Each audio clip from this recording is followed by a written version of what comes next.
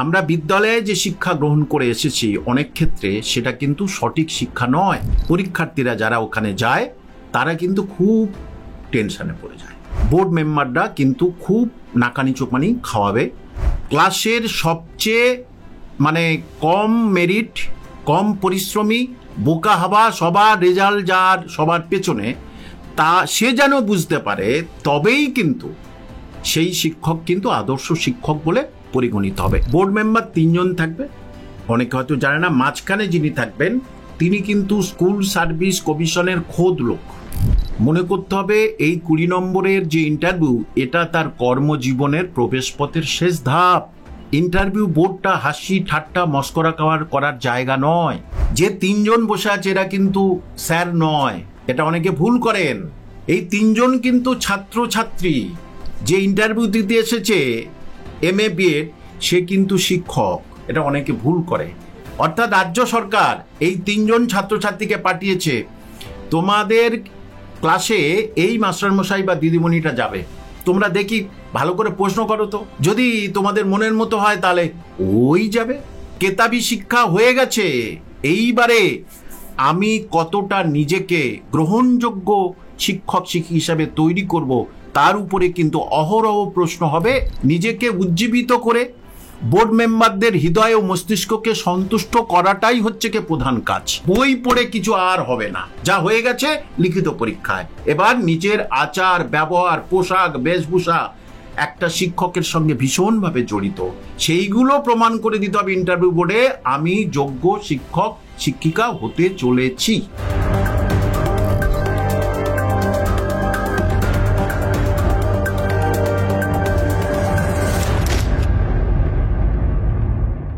SLST 2025 নবম থেকে দ্বাদশের interview 20 নম্বরে। স্যার পার্সোনালিটি টেস্ট যেটা স্যার 10 নম্বরে, এই বিষয়টা ঠিক কেমন?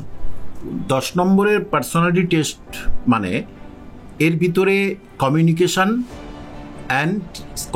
স্কিল অ্যান্ড টিচিং অ্যাপটিটিউড, এই দুটো হচ্ছে পার্সোনালিটি টেস্ট হলো। এটা হচ্ছে কি মোট 20 নম্বরে, তার পার্সোনালিটি টেস্ট হচ্ছে কি 10 আর ডেমনস্ট্রেশন সেটা হচ্ছে 10। তা পার্সোনালিটি টেস্টের মধ্যে দুটো জিনিস, সেটা হচ্ছে communication skill and teaching aptitude. অর্থাৎ লিখিত পরীক্ষায় আপনার জ্ঞানের বহর জানা হয়ে গেছে, সেই জন্য আপনি লিখিত পরীক্ষা পাস করেছেন। এবার বিদ্যালয় পরিবেশে এবং সমাজ জীবনে আপনি কতটা নিজেকে মানিয়ে নিতে পারবেন তার উপরে অহরহ প্রশ্ন করা হবে। সেটা পার্সোনালিটি টেস্টের একটি অংশ।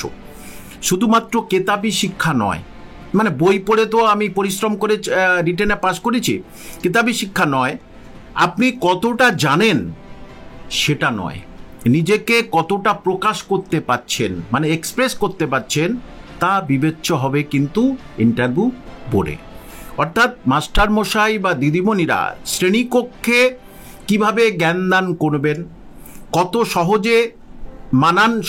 সহজে সাবলীলভাবে পরিবেশের সঙ্গে নিজেরা মানানসই হবেন, এবং নিজেরা পরিবেশ ছাত্রছাত্রী এবং শিক্ষক শিক্ষিকার মধ্যে যে সুন্দর মানানসই একটা পরিবেশ তৈরি হবে জ্ঞান দানের উপরে আর জ্ঞান নেয়ার উপরে, এইটাকে এক কথায় পার্সোনালিটি টেস্ট বলে। এবং তার ভিতরে ক্লাসরুম টিচিং এর উপরে প্রশ্ন, কমিউনিকেশন স্কিল ছাত্রছাত্রী শিক্ষক শিক্ষিকার যে জ্ঞানদান পদ্ধতি, সেই পদ্ধতিতে কতটা তারা উপকৃত হবে। অর্থাৎ একজন প্রকৃত শিক্ষকের শিক্ষাদান করতে হবে ক্লাসের সবচেয়ে কম মেরিট, কম পরিশ্রমী, বোকা হওয়া, সবার রেজাল্ট যার সবার পেছনে, তা সে যেন বুঝতে পারে, তবেই কিন্তু সেই শিক্ষক কিন্তু আদর্শ শিক্ষক বলে পরিগণিত হবে। এটা হলো 10 নম্বরের পার্সোনালিটি টেস্ট। এর উপরে কিন্তু অহরহ প্রশ্ন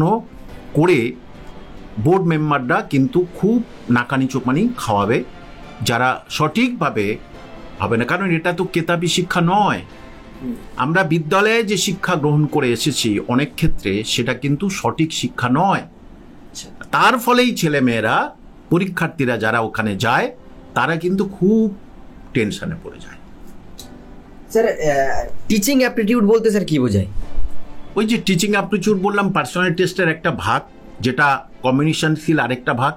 টিচিং অ্যাপটিটিউড একজন শিক্ষকের শিক্ষকতার সক্ষমতা, তিনি কতটা সক্ষম শিক্ষক, মানবিক, শারীরিক এবং তার ছাত্রছাত্রীদের মধ্যে জ্ঞান দান করা, এইটাই হচ্ছে কি practically personality test. As a person একজন শিক্ষক কতটা শুধু শিক্ষা ক্লাসরুম পরিবেশে নয়, সে ক্লাসরুম টপকে যখন ছাত্রছাত্রীরা উঁচু ডিগ্রিতে করতে যাবে, তখন তার আচার, তার ব্যবহার সব কিছুতে সবাই মুগ্ধ হয়ে যাবে। তখন সবাই জিজ্ঞেস করবে, তুই তোর বাবা তো বেশি পড়াশোনা করেনি রে, চাষবাস করে এইসব করে, তুই এত সুন্দর কথা বলিস কি করে, তোর ব্যবহার এত ভালো কেন? তখনই বললো, এটা আমার স্কুলের মাস্টারমশাই দিদিমণি শিখিয়েছেন। This is personality test. Board member কারা থাকেন এবং তাদের যোগ্যতা কি? বোর্ড মেম্বার 3 জন থাকবে, অনেকে হয়তো জানে না। মাঝখানে যিনি থাকবেন তিনি কিন্তু স্কুল সার্ভিস কমিশনের খোদ লোক, মানে তাদের চয়েস, তারা চয়েস, স্কুল সার্ভিস কমিশন যাকে চয়েস করবেন তিনি থাকবেন। বাঁদিক আর ডান দিক ইনি কিন্তু সাবজেক্ট ধরবেন স্পেশালি। আর বাঁদিক এবং ডান দিক যারা থাকবেন তারা ওই যে personal test, communication skill, teaching aptitude, এইটার উপরে কিন্তু অহরহ প্রশ্ন ছুঁড়ে দেবে। এবং এটাতে সাধারণত 20 বছরের অভিজ্ঞতা থাকলে তারা বুঝতে পারে, যে কোনো শিক্ষকতার অভিজ্ঞতা থাকলে তারা কিন্তু বুঝতে পারে।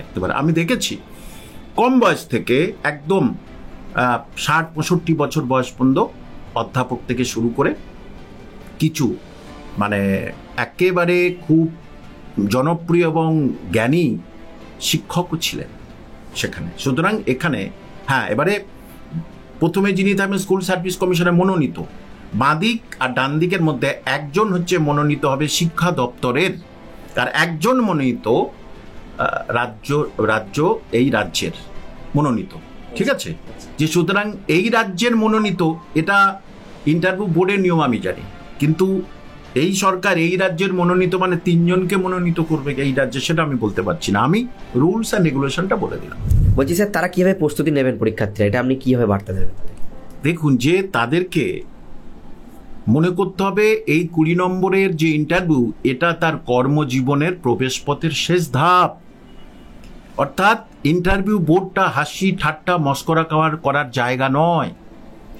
দেখুন, এই নিয়ে ঘন্টার পর ঘন্টা না বললে তো হয় না, কিন্তু আপনাদের ছোট করে আমি বলে দিচ্ছি, সে কেমন পোশাক পরবে, রুচিশীল পোশাক পরতে হবে, তার কথাবার্তা মার্জিত হতে হবে, খুব বেশি বকবক করবে না, আবার একদম মৃদু ভাষায় কথা বলবে না, তাকে সব কিছু সমন্বয় রাখতে হবে। এবং প্রশ্নের উত্তরটা অনেকে জানেন না, যে আমার মনে হয় সাবজেক্ট ধরবে, কিন্তু তার এমন চুল বা তার এমন ড্রেস, তার উপরে প্রশ্ন করতে শুরু করলো, তখন সে বাইরে এসে বলি, কি আমাকে এরকম প্রশ্ন ধরলো কেন? অর্থাৎ শিক্ষার অধিকার আইনে পরিষ্কার করে আছে যে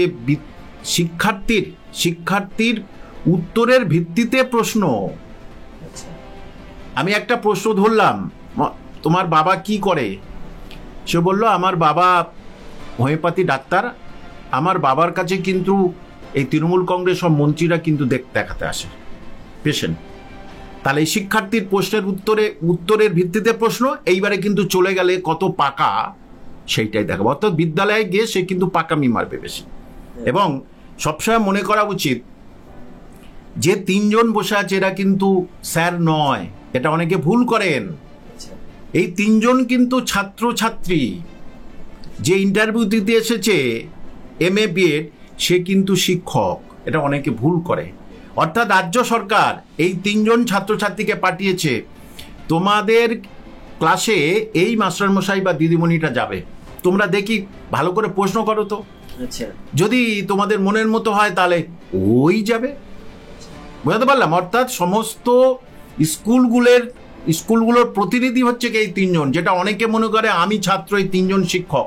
একেবারেই না, এটা একেবারেই বামফ্রন্টের সময় এই জিনিসটা আমার শিক্ষা হয়ে আছে। এবং এখানে সবসময় ভাবতে হবে যে এমনভাবে প্রশ্ন আমি একেবারে এড়িয়ে যাব না, এটা স্যার আমার জানা নেই স্যার, সহজ পলাইটভাবে আমার জানা নেই স্যার।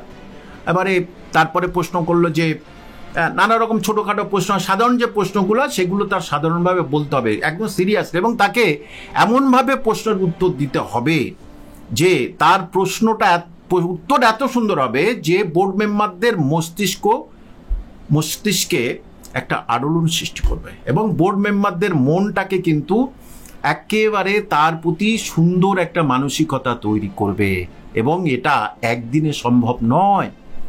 এটা বেশ কিছুদিন ধরে এর ভিতরে কিন্তু তাকে মানে ট্রেনিংয়ের মধ্যে তাকে থাকতে হবে, নানা রকমের তাকে টিচিং অ্যাপটিটিউড এবং এই যে কমিউনিকেশন স্কিলের উপরে তাকে প্রশ্ন তাকে দেখতে হবে এবং বোর্ড ওয়ার্ক ডেমনস্ট্রেশন তাকে বোর্ড ওয়ার্ক করতে হবে।